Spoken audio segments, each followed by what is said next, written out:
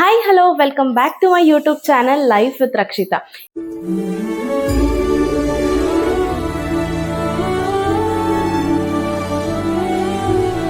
ಇವತ್ತು ಭೀಮ್ ಅಮಾವಾಸ್ಯೆ, ಸೊ ಅದಕ್ಕೆ ಬೆಳಗ್ಗೆನೆ ಬೇಗ ಎದ್ದು ಸ್ನಾನ ಮಾಡಿ ಸೀರೆ ಉಟ್ಕೊಂಡು ರೆಡಿ ಆಗಿದ್ದೀನಿ. ಹೇಗೆ ಕಾಣಿಸ್ತಾ ಇದ್ದೀನಿ? ಚೆನ್ನಾಗಿ ಕಾಣಿಸ್ತಾ ಇದೀನಾ? ನಿಮ್ಮ ಮನೇಲೆಲ್ಲ ಭೀಮ್ ಅಮಾವಾಸ್ಯೆ ಹೇಗೆ ನಡೀತಿದೆ? ಎಲ್ರಿಗೂ ಭೀಮನ ಅಮಾವಾಸ್ಯೆಯ ಶುಭಾಶಯಗಳು. ಡೈಲಿ ಪೂಜೆ ಮಾಡ್ತೀವಿ, ಅದ್ ಬೇರೆ ವಿಷಯ. ಇವತ್ತು ಎಲ್ಲರೂ ನಿಮ್ ಗಂಡಂದಿರಿಗೆ ಪೂಜೆ ಮಾಡಿದ್ರ? ಇವತ್ತು ಸ್ಪೆಷಲ್ ಆಗಿ ಅವ್ರಿಗೋಸ್ಕರನೇ ಇರೋಂಥ ದಿನ. ಇವತ್ತಿನ ವಿಡಿಯೋ ತುಂಬಾ ವಿಶೇಷ. ನಮ್ಮ ಮನೆಯಲ್ಲಿ ನಡೀತಿರೋ ಒಂದು ಪವಿತ್ರ ವ್ರತದ ತಯಾರಿಯಿಂದ ಹಿಡಿದು ಪೂಜೆ ಹೇಗ್ ಮಾಡಿದ್ವಿ, ಇದರ ಹಿಂದಿರೋ ಕತೆ ಏನು ಅನ್ನೋದನ್ನೆಲ್ಲ ಇವತ್ತಿನ ವಿಡಿಯೋದಲ್ಲಿ ನಿಮ್ಮ ಜೊತೆ ಶೇರ್ ಮಾಡ್ತೀನಿ. ಇದು ಜ್ಯೋತಿರ್ಭೀಮೇಶ್ವರ ವ್ರತ. ನಮ್ಮ ಸಂಪ್ರದಾಯದಲ್ಲಿ ಹೆಣ್ಣು ಮಕ್ಕಳು, ವಿಶೇಷವಾಗಿ ವಿವಾಹಿತ ಮಹಿಳೆಯರು ಭಕ್ತಿ ಶ್ರದ್ಧೆಯಿಂದ ಆಚರಿಸೋ ಒಂದು ವಿಶೇಷ ವ್ರತ. ನಾನು ಈ ವ್ರತನ ಸತತವಾಗಿ 5 ವರ್ಷದಿಂದ ಮಾಡ್ತಾ ಬಂದಿದ್ದೀನಿ. ಹಾಗಾಗಿ ಪೂಜೆಗೆ ಬೇಕಾದ ಸಾಮಗ್ರಿಗಳನ್ನೆಲ್ಲ ರೆಡಿ ಮಾಡಿಕೊಂಡು ಮನೆಯನ್ನ ಸ್ವಲ್ಪ ಕ್ಲೀನ್ ಮಾಡಿ ಪೂಜೆಯ ತಯಾರಿ ಶುರು ಮಾಡ್ಕೊಂಡೆ. ಮೊದಲಿಗೆ ಪೂಜೆಗೆ ಬೇಕಾಗಿರೋ ಎಲ್ಲಾ ಸಾಮಾನುಗಳನ್ನು ಒಂದೊಂದಾಗಿ ತೆಗೆದಿಟ್ಕೊಂಡು ಅರ್ಶಿನ, ಕುಂಕುಮ, ಹೂವು, ಹಣ್ಣು, ವೀಳ್ಯದೆಲೆ, ಅಡಿಕೆ, ಅಕ್ಷತೆ, ದೀಪ, ಎಣ್ಣೆ, ನೈವೇದ್ಯಕ್ಕೆ ಬೇಕಾಗಿರೋ ಪದಾರ್ಥಗಳು, ಹೀಗೆ ಪೂಜೆಗೆ ಬೇಕಾದ ಎಲ್ಲವನ್ನು ಮೊದಲೇ ರೆಡಿ ಮಾಡ್ಕೊಂಡ್ರೆ ಪೂಜೆ ಮಾಡುವಾಗ ಗಡಿಬಿಡಿ ಆಗೋದಿಲ್ಲ. ನಮ್ಮ ಮನೆಯಲ್ಲಿ ಯಾವುದೇ ಪೂಜೆ ಇದ್ರೂ ನನಗೊಂದು ಅಭ್ಯಾಸ ಇದೆ. ಮೊದಲು ಪೂಜೆಯ ಜಾಗವನ್ನ ಚೆನ್ನಾಗಿ ಕ್ಲೀನ್ ಮಾಡೋದು, ಆಮೇಲೆ ದೇವರ ಫೋಟೋ ಅಥವಾ ಪೂಜೆಯ ಸ್ಥಳವನ್ನ ಸ್ವಚ್ಛವಾಗಿ ಅಲಂಕರಿಸಿ ರಂಗೋಲಿ ಹಾಕಿ ಹೂವಿನಿಂದ ಅಲಂಕಾರ ಮಾಡೋದು. ಆಕ್ಚುಲಿ ಪೂಜೆ ದಿನ ಮನೆ ತುಂಬಾ ದೊಡ್ಡದಾಗಿ ಡೆಕೋರೇಟ್ ಮಾಡಬೇಕು ಅನ್ನೋದು ಏನಿಲ್ಲ. ಸ್ವಲ್ಪ ಕ್ಲೀನ್ ಆಗಿ ಮನಸ್ಸಿಗೆ ನೆಮ್ಮದಿ ಕೊಡೋ ಹಾಗೆ ಇದ್ರೆ ಸಾಕು ಅನ್ಸುತ್ತೆ. ಹಾಗಾಗಿ ತುಂಬಾ ಸಿಂಪಲ್ ಆಗಿ ಆದ್ರೆ ಭಕ್ತಿಯಿಂದ ಪೂಜೆಯ ತಯಾರಿ ಮಾಡ್ಕೊಂಡೆ. ಇನ್ನು ಈ ವ್ರತವನ್ನ ಯಾಕೆ ಮಾಡ್ತಾರೆ ಅನ್ನೋದನ್ನ ನೋಡೋಣ. ಜ್ಯೋತಿರ್ಭೀಮೇಶ್ವರ ವ್ರತಕ್ಕೆ ಶಿವನ ಆರಾಧನೆಯ ಜೊತೆ ವಿಶೇಷವಾದ ಮಹತ್ವ ಇದೆ. ಇದರ ಹಿಂದೆ ಒಂದು ಸುಂದರವಾದ ಕಥೆ ಇದೆ. ಬಹಳ ಕಾಲ ಹಿಂದೆ ಮಾಧವ ಶರ್ಮಾ ಎಂಬ ಬ್ರಾಹ್ಮಣನಿಗೆ 5 ಜನ ಹೆಣ್ಮಕ್ಳಿರ್ತಾರೆ. ಆತನಿಗೆ ಬಡತನ ಹೆಚ್ಚಾಗಿರುತ್ತೆ. ರಾಜನೊಬ್ಬ ಸತ್ತು ಹೋದ ತನ್ನ ಮಗನಿಗೆ ಹೆಣ್ಣು ಕೊಟ್ಟು ಮದುವೆ ಮಾಡುವವರಿಗೆ ಕೋಟಿ ಹೊನ್ನು ನೀಡುವುದಾಗಿ ಡಂಗುರ ಸಾರ್ತಾರೆ. ಹಣದಾಸೆಗೆ ಬಿದ್ದ ಮಾಧವ ಶರ್ಮಾ ತನ್ನ ಕೊನೆಯ ಮಗಳನ್ನು ಮೃತನಾದ ರಾಜಕುಮಾರನಿಗೆ ಮದುವೆ ಮಾಡಿಸ್ತಾನೆ. ತಾಯಿ ಎಷ್ಟೇ ಬೇಡ ಅಂದ್ರೂ ಕೇಳಲಿಲ್ಲ. ಮದುವೆಯ ನಂತರ ಆ ಸಾಧ್ವಿ ಸ್ತ್ರೀ ಗಂಡನ ಹೆಣದೊಂದಿಗೆ ಇದ್ದು ಭೀಮನ ಅಮಾವಾಸ್ಯೆಯ ದಿನ ತಾಯಿ ಗಂಡನ ಪಾದ ಪೂಜೆ ಮಾಡುವುದನ್ನು ನೋಡಿ ತಾನೂ ತನ್ನ ಉಸಿರಿಲ್ಲದ ಪತಿಯ ಪಾದಗಳಿಗೆ ಪೂಜೆ ಮಾಡಿದಳು.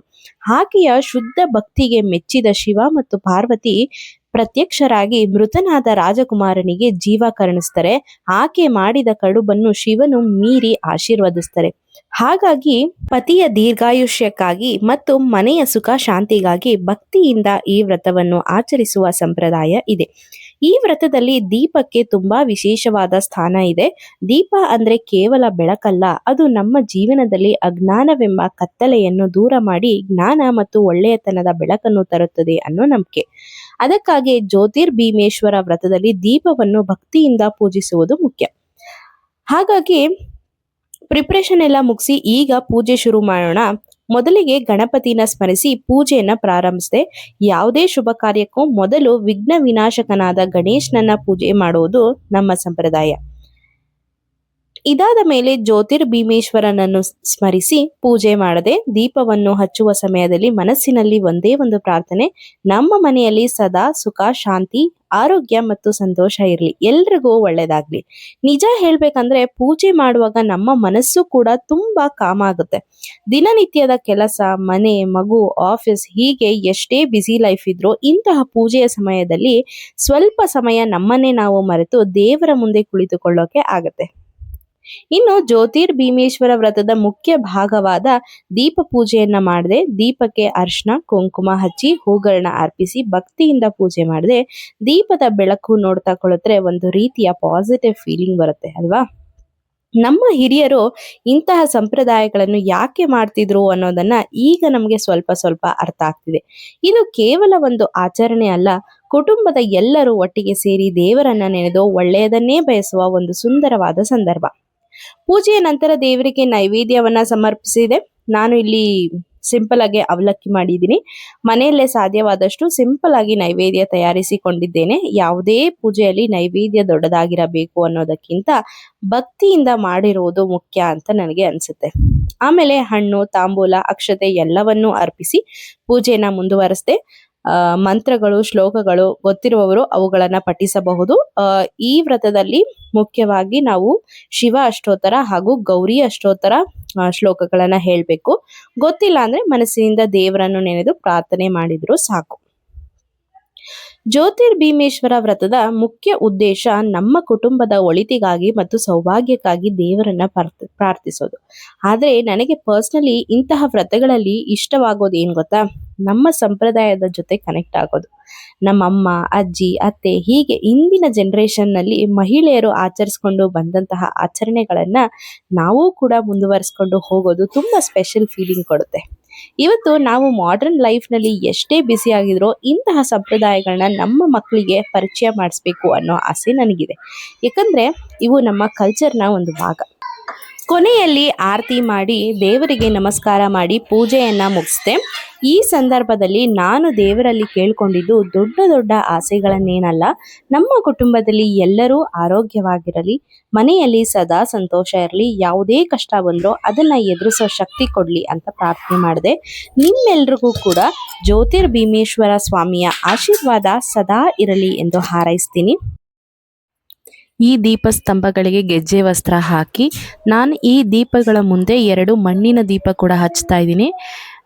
ಈ 2 ದೀಪಸ್ತಂಭಗಳು ಏನು ಇಟ್ಟಿದ್ದೀವಲ್ಲ ಅದು ಶಿವ ಪಾರ್ವತಿ ಸ್ವರೂಪ. ಅದ್ರ ಮುಂದೆ 2 ದೀಪನ ಹಚ್ಚಬೇಕು. ಸೊ ಹಾಗಾಗಿ 2 ಮಣ್ಣಿನ ದೀಪನ ತಗೊಂಡು ಅದಕ್ಕೆ ಅರಿಶಿನ ಕುಂಕುಮ ಎಲ್ಲ ಹಚ್ಚಿ ಬತ್ತಿ ಹಾಕಿ ಅದನ್ನ ಹಚ್ತಾ ಇದ್ದೀನಿ. ಹಾಗೂ ವ್ರತದ ದಾರನ ರೆಡಿ ಮಾಡ್ಕೋಬೇಕು ನಾವು. ಆ ಗೌರಿ ದಾರ ಏನು ಕೈಗೆ ಕಟ್ತೀವಲ್ಲ ಆ ದಾರ ಮಾಡ್ಕೊಳ್ಳೋಕ್ಕೆ ಮದುವೆ ಆಗಿರೋರು ನಾನಿಲ್ಲಿ 9 ಎಳೆ ದಾರ ತಗೊಂಡು 12 ಗಂಟುಗಳನ್ನ ಹಾಕಬೇಕು. ಹೂವನ ಗಂಟು ಹಾಕ್ತೀವಲ್ಲ ಅದು ಸೇರಿ 12 ಗಂಟುಗಳು ಹಾಕಬೇಕು. ಒಂದು ಸೈಡು 5 ಗಂಟು ಹಾಕಿದ್ರೆ ಇನ್ನೊಂದು ಸೈಡು 6 ಗಂಟು ಹಾಕಬೇಕು. ಮದುವೆ ಆಗಿಲ್ಲದೆ ಇರೋರು 9 ಗಂಟುಗಳನ್ನ ಹಾಕಿ ನಿಮ್ಮ ತಾಯಿ ಕೈಯಿಂದ ಕಟ್ಟಿಸ್ಕೋಬೋದು. ಒಳ್ಳೆ ಗಂಡ ಸಿಗ್ಲಿ ಅಂತ ಕೂಡ ಈ ವ್ರತನ ಮಾಡ್ತಾರೆ. ಮದುವೆ ಆಗಿರೋರು ಪತಿಯ ಆಯುಷ ಆರೋಗ್ಯಕ್ಕಾಗಿ ಈ ವ್ರತನ ಆಚರಿಸ್ತಾರೆ. ಸೊ ಹೀಗೆ 2 ವ್ರತದ ದಾರಗಳನ್ನ ರೆಡಿ ಮಾಡಿಕೊಂಡು ಅದನ್ನು ಕೂಡ ದೇವರ ಮುಂದೆ ಇಟ್ಟು ನಂತರ ನೀವು ಪೂಜೆನ ಶುರು ಮಾಡಬೇಕಾಗತ್ತೆ.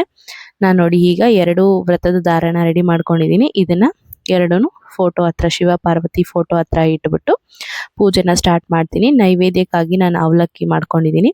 ಫಸ್ಟು ಆ 2 ಮಣ್ಣಿನ ದೀಪಗಳನ್ನ ಹಚ್ಚಿ ಶಿವ ಪಾರ್ವತಿನ ಆವಾಹನೆ ಮಾಡಿ ನಂತರ ನೀವು ಈ ದೀಪಸ್ತಂಭಗಳನ್ನು ಹಚ್ಚಬೇಕಾಗತ್ತೆ.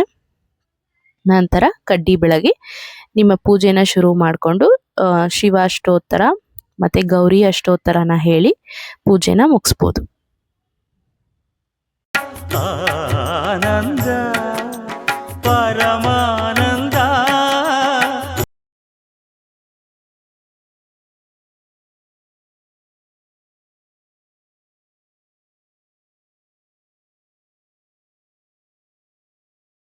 ಹಾಗೆ ಸ್ನೇಹಿತರೆ, ಇವತ್ತಿನ ನಮ್ಮ ಜ್ಯೋತಿರ್ಭೀಮೇಶ್ವರ ವ್ರತದ ಪೂಜೆ ಹೀಗೆ ಮುಗಿಯುತ್ತೆ. ಪ್ರಿಪ್ರೇಷನ್ ಇಂದ ಹಿಡಿದು ಪೂಜೆಯವರೆಗೂ ನನ್ನ ಜೊತೆ ಇದ್ದ ನಿಮಗೆ ಧನ್ಯವಾದಗಳು. ನಿಮಗೂ ಈ ವ್ರತದ ಬಗ್ಗೆ ಇನ್ನಷ್ಟು ಮಾಹಿತಿ ಬೇಕಿದ್ದರೆ ಕಮೆಂಟ್ನಲ್ಲಿ ತಿಳಿಸಿ. ನಮ್ಮ ಮನೆಯಲ್ಲಿ ನಡೆಯೋ ಇಂತಹ ಪೂಜೆಗಳು, ಹಬ್ಬಗಳು ಮತ್ತು ಟ್ರೆಡಿಷನ್ಸ್ ಜೊತೆಗೆ ನನ್ನ ಡೈಲಿ ಲೈಫ್, ಫ್ಯಾಮಿಲಿ ಮೂಮೆಂಟ್ಸ್ ಮತ್ತು ವ್ಲಾಗ್ಸ್ ನೋಡೋಕ್ಕೆ ನಮ್ಮ ಚಾನಲನ್ನು ಸಬ್ಸ್ಕ್ರೈಬ್ ಮಾಡ್ಕೊಳ್ಳಿ. ಮತ್ತೊಂದು ಇಂಟ್ರೆಸ್ಟಿಂಗ್ ವ್ಲಾಗ್ ಜೊತೆ ನಿಮ್ಮನ್ನು ಭೇಟಿ ಮಾಡ್ತೀನಿ. ಪೂಜೆ ಮುಗಿದ ನಂತರ ಪತಿಯನ್ನ ಕೂರಿಸಿ ಅವರ ಪಾದಗಳನ್ನ ನೀರಿನಿಂದ ಸ್ವಚ್ಛವಾಗಿ ತೊಳೆದು ಅರಿಶಿನ ಕುಂಕುಮ ಹಚ್ಚಿ ಹೂಗಳಿಂದ ಪೂಜಿಸಿ ಆರತಿ ಮಾಡ್ತೀವಿ. ಇದು ಕೇವಲ ಒಂದು ಆಚರಣೆ ಮಾತ್ರ ಅಲ್ಲ, ದಾಂಪತ್ಯ ಜೀವನದಲ್ಲಿ ಒಬ್ಬರನ್ನೊಬ್ಬರು ಗೌರವಿಸುವುದು, ಪ್ರೀತಿ ಮತ್ತು ಪರಸ್ಪರ ಬೆಂಬಲವನ್ನು ಸಂಕೇತಿಸುವುದು ಒಂದು ಸಂಪ್ರದಾಯ ಅಂತ ಹೇಳ್ಬೋದು. ಪಾದ ಪೂಜೆ ಮಾಡುವಾಗ ನಮ್ಮ ದಾಂಪತ್ಯ ಜೀವನದಲ್ಲಿ ಸದಾ ಪ್ರೀತಿ, ಸಂತೋಷ ಮತ್ತು ಒಗ್ಗಟ್ಟು ಇರಲಿ, ನಮ್ಮ ಕುಟುಂಬ ಸುಖವಾಗಿರಲಿ ಅಂತ ಮನಸ್ಸಿನಿಂದ ಪ್ರಾರ್ಥನೆ ಮಾಡಿದೆ. ನಂತರ ಪತಿಗೆ ತಾಂಬೂಲ, ಹಣ್ಣು ಅಥವಾ ಪ್ರಸಾದವನ್ನ ನೀಡಿ ಆಶೀರ್ವಾದ ಪಡೆದುಕೊಂಡು ಇಂತಹ ಸಂಪ್ರದಾಯಗಳನ್ನು ಆಚರಿಸುವ ನನಗೆ